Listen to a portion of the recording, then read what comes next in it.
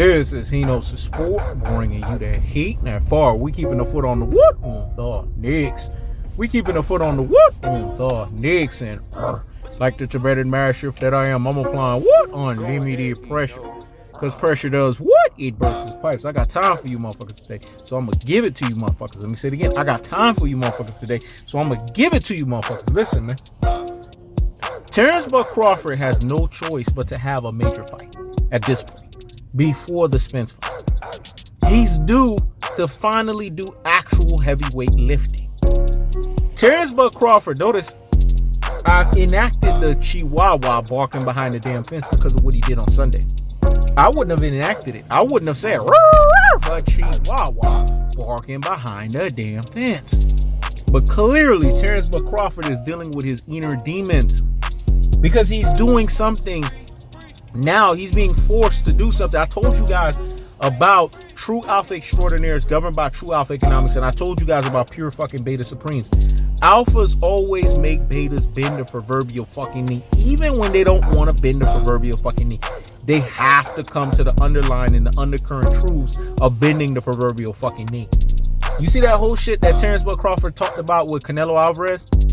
I told you guys that entered him into the respect line of Hino's Sport. But he was going to find a way to boost his ass up out of the respect level.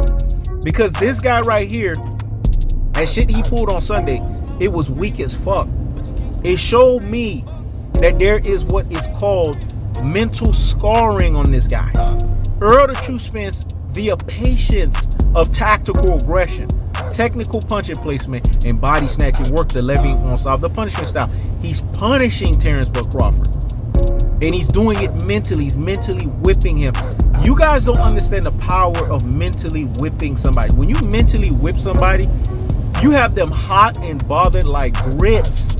They don't know how to deal with themselves because they can't fathom the fact that this person has so much ability to mentally scar me to such a degree, such an order, such a magnitude, such a level, to the point to where this person is able to basically convince me in how I see shit, and is able to basically influence and impact my brain pattern, my thought process, my way of being able to really look at the full spectrum of shit. This is what Earl the True Spence did to Terence Crawford. This is what Al Heyman has done to Bob Arum. So we have to thank Al Heyman, we have to thank Earl the True Spence for making Terence Crawford and Bob Arum continually bend the proverbial fucking knee and kiss the ring while they at it. Now it's too easy to point fingers at somebody, right? And to basically point at them and say, look at this motherfucker right here. You know, he's drinking. Now all of a sudden he got a drinking issue. Do you understand that Earl the True Spence is not the only fucking boxer that drinks? It's a things that make you say, It's a things that make you say, I see all of the jokes of Earl the True Spence with drinking. Where was these fucking jokes with Sergey Kovalev? Sergey Kovalev is a literal drunk. Where was these jokes with Orlando Salido? Orlando Salido was a flaming alcoholic that got out of the damn liquor store, went and fought Vasily Lomachenko and beat the shit out of him with 12 fucking losses. Where was this with Arturo Gatti? Arturo Gatti was a drinking motherfucker, man. There's a lot of fighters that drink way worse than what Earl the True Spence has displayed. And I'm talking about way worse to such an epic degree, epic portion, epic magnitude, and epic fashion. But how come Earl the True Spence is the one that's being pointed out? How come Earl the True Spence is the one that everyone wants to fucking nitpick? It's because I done told you guys, well, it's not what I told you, it's what Jay-Z told you guys, that 99% of these motherfuckers on the planet, they're living in a state of delusion.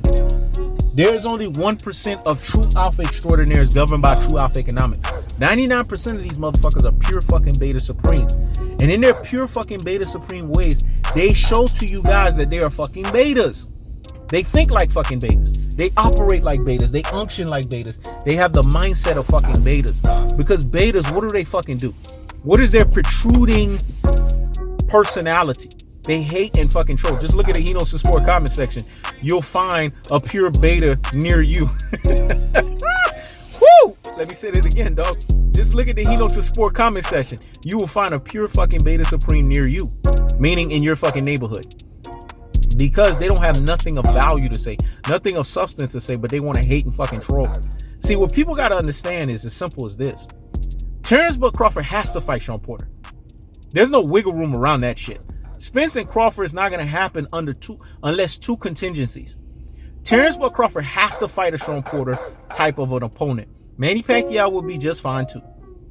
And then when he fights Earl the True Spence, he has to take basically the lesser stake, the lesser percentage. These are the two criteria that Al Heyman gave Bob Arum from day one. These are the criteria that Earl the True Spence been giving Terence Crawford. PBC is being gracious. Earl the True Spence is being gracious to give the 40%. And if Terence Crawford is smart and is not being a Rudy fucking poo, a plum fucking brain, a classic fucking dope, a troglo fucking dyke, an ultra fucking fanboy with the ultra fucking fanboy rhetoric, he will understand his fate. And his fate is as simple as this. Fight Shawn Porter, prove that you're actually a legitimized welterweight. Or Shawn Porter type, i.e. Manny Pacquiao. That's considered Shawn Porter type. Because they're fast, they put your ass in the phone booth, and they put your ass under fucking pressure. Fight a type like that, prove your worth, and then come to the Spence and Crawford with taking your 40%. When Terence Crawford comes to these underlying currents and these underlying truths, Spence versus Crawford is going to happen. And hence, Earl the True Spence is going to get what Earl the True Spence is going to get. In basically cleaning out the division and getting the undisputed. See, these motherfuckers don't want undisputed to happen. They don't want Earl the True Spence to get undisputed, but he's going to get it nevertheless because he's fighting your Dennis Ugas. That's a third belt. And then he fights Terence Crawford, cleans his rabbit ass the fuck out, leave him mangled, retired like a motherfucker, Hagler to Hearns 2.0 variation his ass, then he moves up to 154. That's the cold-hearted, that's the unadulterated, that's the cutthroat truth teller fashion. Terence Crawford is really fucking simple. And the simple thing is as simple as this. Take your 40%, but before you fucking do that, fight a Shawn Porter type or a Manny Pacquiao type. Beat them convincingly. Prove that you're a legitimized welterweight, and then come to the Spence versus Crawford in your B-side equation. Absence doing that, Spence versus Crawford is not gonna fucking happen. And these motherfuckers that want to sit here and criticize Earl the True Spence, criticize Derrick James, criticize the Spence camp, it just shows that they are nothing but what? Pure fucking beta supremes. That's the cold-hearted.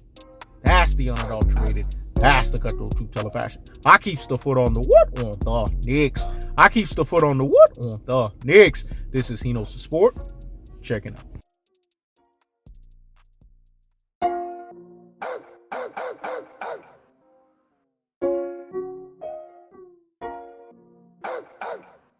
Smoke is free, but you can't smoke for free. Go ahead, he knows.